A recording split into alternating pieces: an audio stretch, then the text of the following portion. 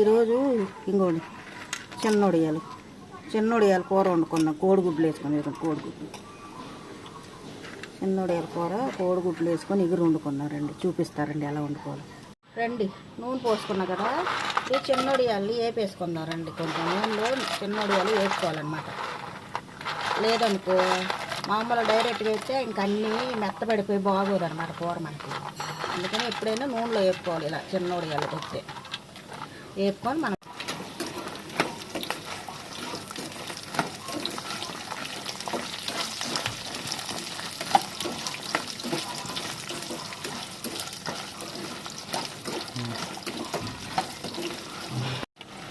ఇలా అయిపోయినాయి కదా, తీసేద్దాం మనం ఇప్పుడు.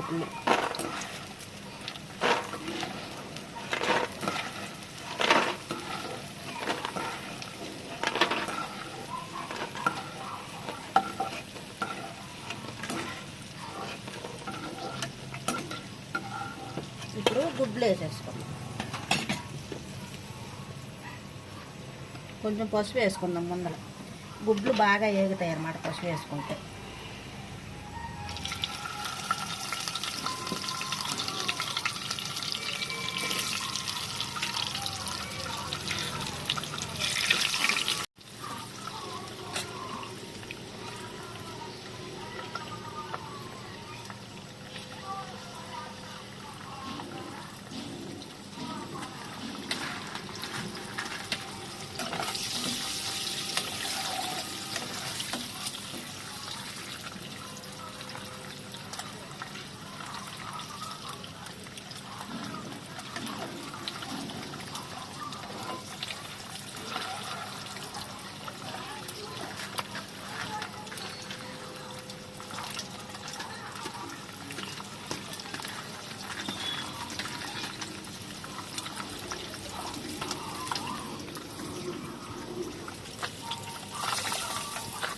గుడ్లు వేయకుండా తీసేస్తున్నాం. ఇప్పుడు ఇక ఉల్లిపాయలు అన్నీ వేసేసుకున్నాం.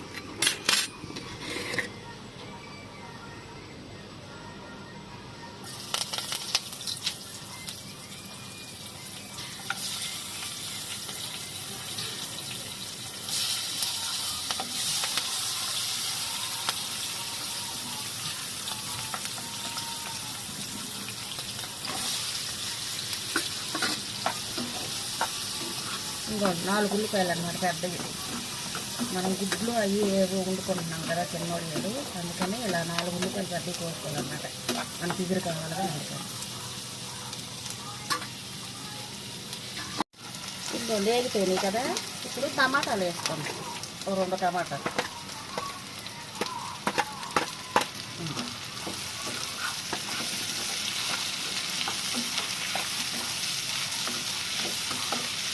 ఇందులోనే అల్లం పేస్ట్ వేసేసుకున్నాం. కొంచెం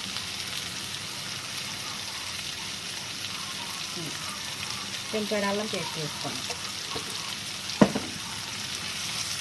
ఇది 2 వేగుతాయి అన్నమాట మొత్తం.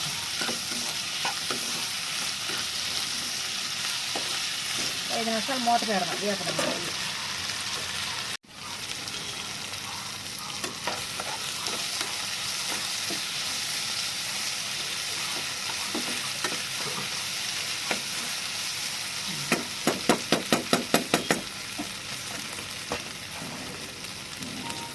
రండి వేసేస్తాను.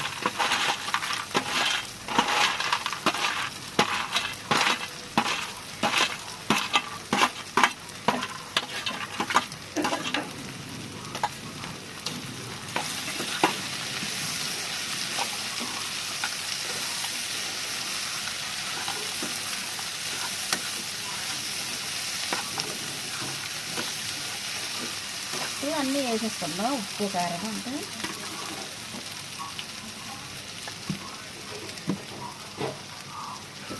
ఇంకో పసుపు చిన్న చెంచాడు వేసుకుందాం.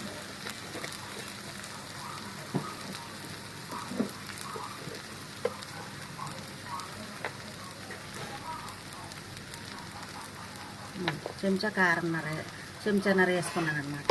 చింతపండు వేస్తాం కదా అందుకు.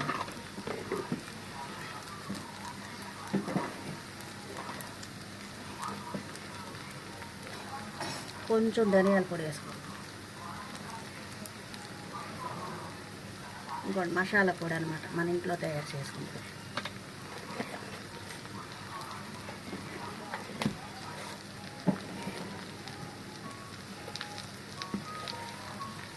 ఉప్పు సరిపడా వేసుకోండి. చింతపండు వేసుకుంటాం కాబట్టి ఉప్పు కొంచెం ఎక్కువే లాగిద్ది. ఆ పులుపు మూలంగా చింతపండు ఎక్కువ లాగిద్ది, ఉప్పు ఎక్కువ లాగిద్ది అనమాట.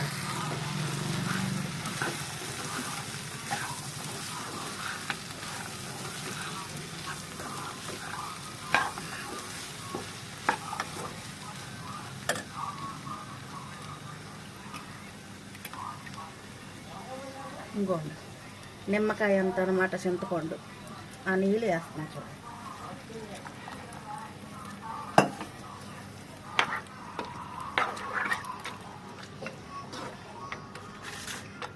వేసా కదా, ఇప్పుడు మనం గుడ్లు కూడా వేసేద్దాం, అన్నీ ఒకసారి ఉడికిపోతాయి. ఇదిగోండి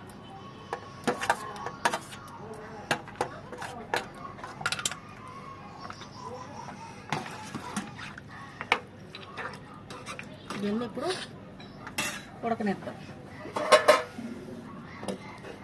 దగ్గరికి అయ్యేలా ఉడకనిద్దాం. చూద్దామండి.